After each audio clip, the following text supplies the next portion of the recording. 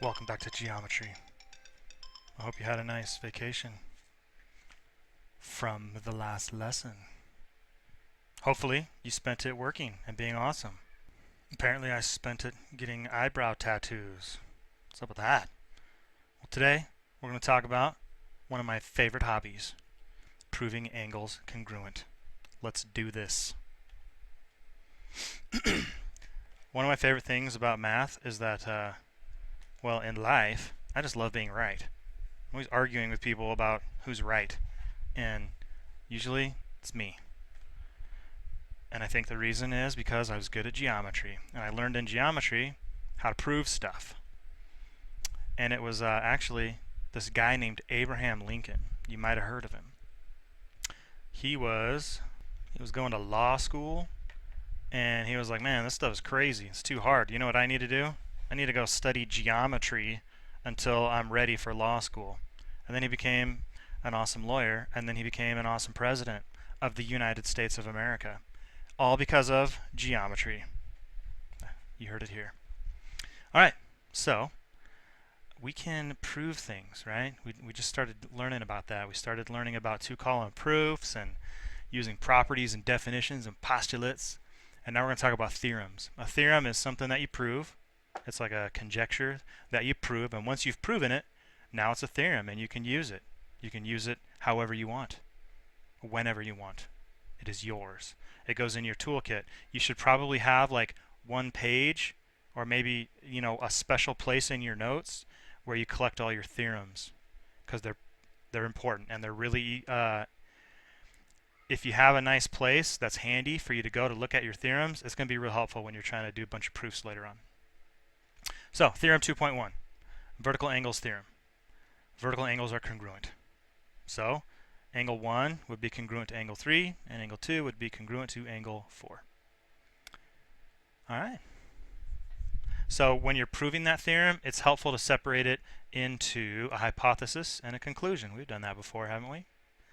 So, the conditional way to write this would be if two angles are vertical, then they are congruent.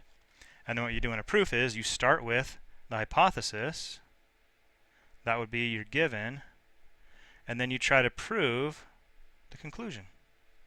So let's see how that would work.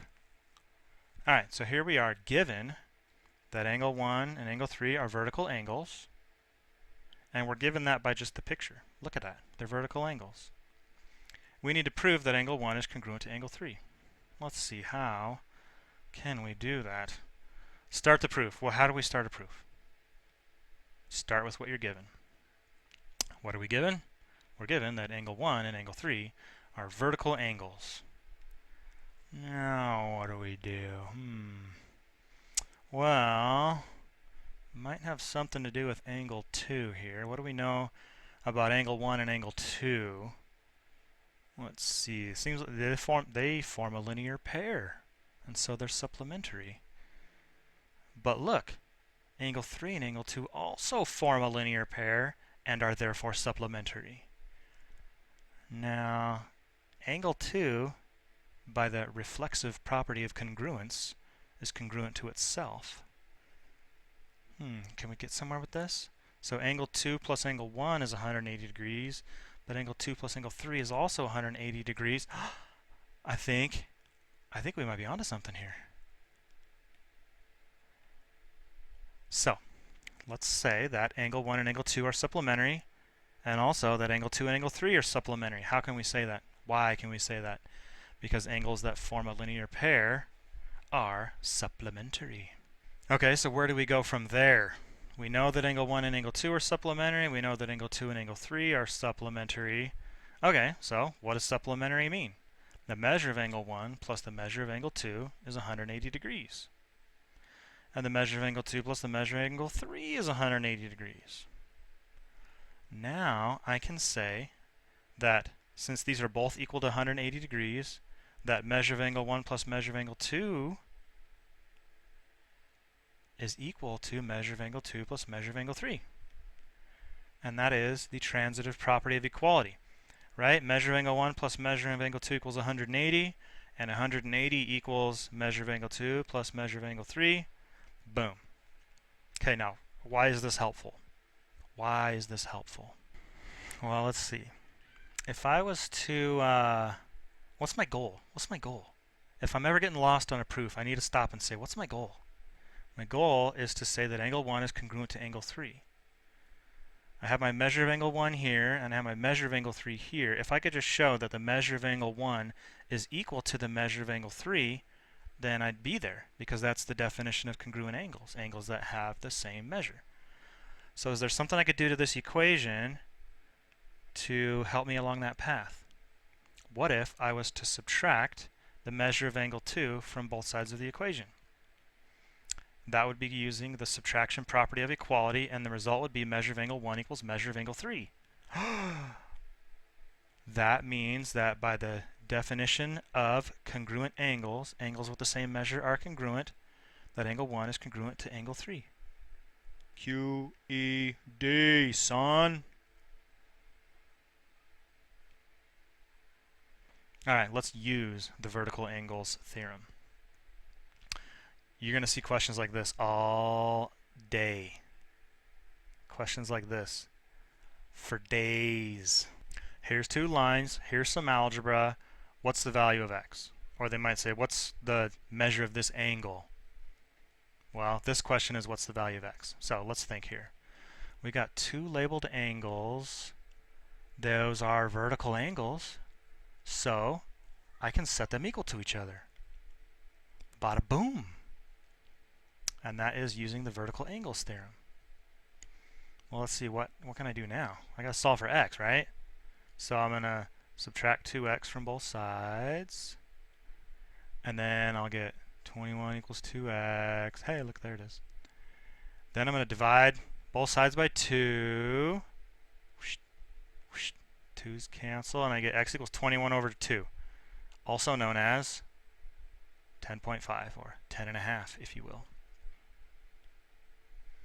So now you grid the answer, right? You're going to be doing these tests here when you take the state test this year. Grid the answer. So 21 over 2, or you could do 10.5. Either one would be fine. All right, so pause. See if you get it. See if you got it, number 1. And then push play when you're ready to see if you got it or if you get it. Okay, so I'm going to use the vertical angles theorem. Vertical angles are congruent. That means their measures are equal. So I'm going to set 3x equal to 2x plus 40. Now, I need to get x by itself. I got 2x's over here and 3x's over there. If I subtract 2x's off of this side of the equal sign, I will have no x's left over there.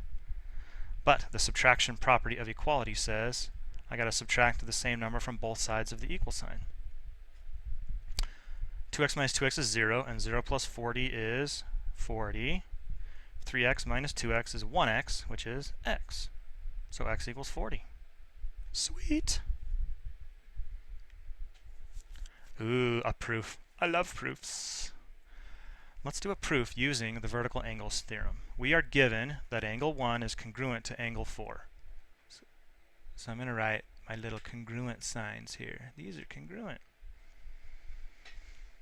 But I want to prove that angle 2 is congruent to angle 3. So I want to prove that these two are congruent. Let's see, how do I start a proof? What am I given? I'm given that angle 1 is congruent to angle 4. How does this help me at all? Well, if I know that angle 1 is congruent to angle 4, I also happen to know that by vertical angles theorem, angle 4 is congruent to angle 2. These two are congruent, so boom. Let's see, do I know anything else? Angle 1 is congruent to angle 2. Angle 1 is congruent to angle 2. How do I know that? By the transitive property of congruence. Because angle 1 is congruent to angle 4 is congruent to angle 2, therefore angle 1 is congruent to angle 2. The transitive property of congruence. Okay, I got congruence for all three of these angles. Now what can I say? I can say that angle 1 is congruent to angle 3 because of vertical angles theorem. vertical angles are congruent. Okay, now I got all these congruent to each other. So now I can finally say that angle 2 is congruent to angle 3 because of the transitive property of congruence. Angle 2 congruent to angle 1, angle 1 congruent to angle 3, therefore angle 2 congruent to angle 3. I feel like I just said the word angle a lot. But why don't you go ahead and pause so you can stop hearing me say angle and work on this proof. See if you can come up with a nice, valid proof. And then push play when you're ready to see me do a nice, valid proof. Okie dokie. Alright, so 99.9999997% of the time, the first thing we're going to write for our reason is given, because the first statement we're going to make is this given statement. So, we are given a gift. We know that angle 1 is congruent to angle 2. We know that at some point we're going to have to use the vertical angles theorem. Now is as good a time as any because I can't really think of anywhere else to go. So I'm going to go back to the instructions. Vertical angles theorem. Because vertical angles are congruent, I can say that angle 1 is congruent to angle 3, and I can also say that angle 2 is congruent to angle 4.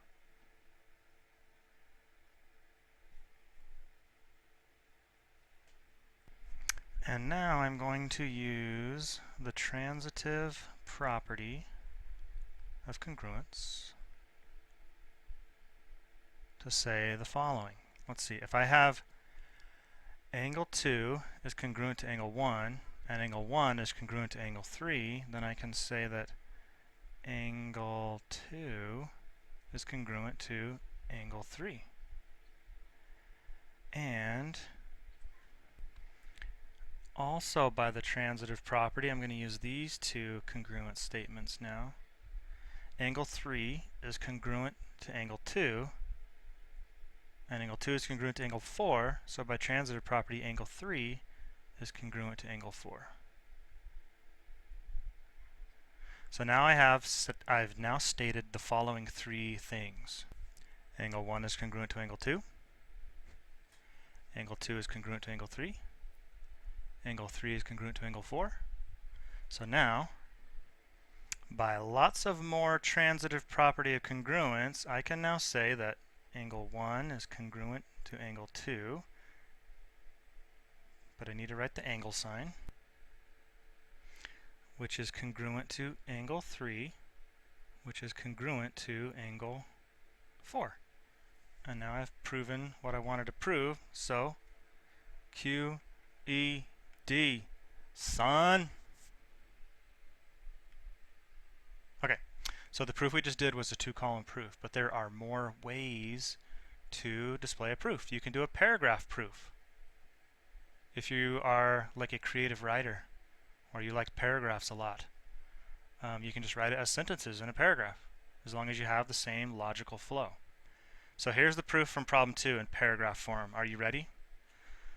Given that angle 1 is congruent to angle 4, prove that angle 2 is congruent to angle 3. Proof. Here's my paragraph proof.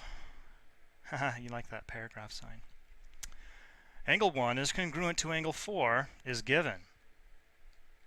Angle 4 is congruent to angle 2 because vertical angles are congruent. By the transitive property of congruence, angle 1 is congruent to angle 2. Angle 1 is congruent to angle 3 because vertical angles are congruent. By the transitive property of congruence, angle 2 is congruent to angle 3. QED. And you might have seen this. School is cool, the secret phrase. So it turns out that the vertical angles theorem is just a special case of what we call the congruent supplements theorem. This is theorem 2.2. It should go in the theorem section of your notes. If two angles are supplements of the same angle, or of congruent angles, then the two angles are congruent. So like this, if angle 1 and angle 3 are supplements, and angle 2 and angle 3 are supplements, why then angle 1 is congruent to angle 2. So let's write a paragraph proof to prove theorem 2.2. Prove that angle 1 is congruent to angle 2, given that angle 1 and angle 3 are supplementary, and also angle 2 and angle 3 are supplementary. Alright, let's do this. Angle 1 and angle 3 are supplementary because it is given.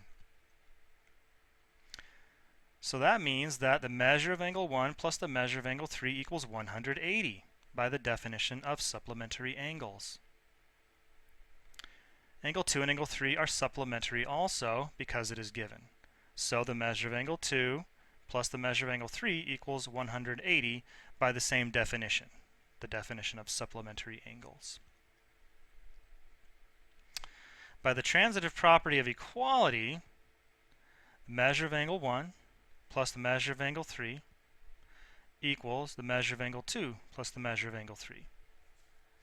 And how did we use the transitive property there? Because measure of angle 1 plus measure of angle 3 is 180, and 180 is equal to measure of angle 2 plus measure of angle 3. Subtract the measure of angle 3 from each side. By the subtraction property of equality, the measure of angle 1 equals the measure of angle 2. Angles with the same measure are congruent, so angle 1 is congruent to angle 2. Q, E, D. Quite easily done. So, you should probably be able to do both of those kind of proofs. I happen to be a fan of the two-column proof because for some reason it's easier for me to see that on the left is what I'm doing and the steps that I'm following, and on the right is why I can do them. But if the paragraph proof appeals to you, by all means, write a paragraph proof. As long as it's true, I can't argue with it. Here are some more theorems. The congruent complements theorem. It's kind of like the congruent supplements theorem, except with complements.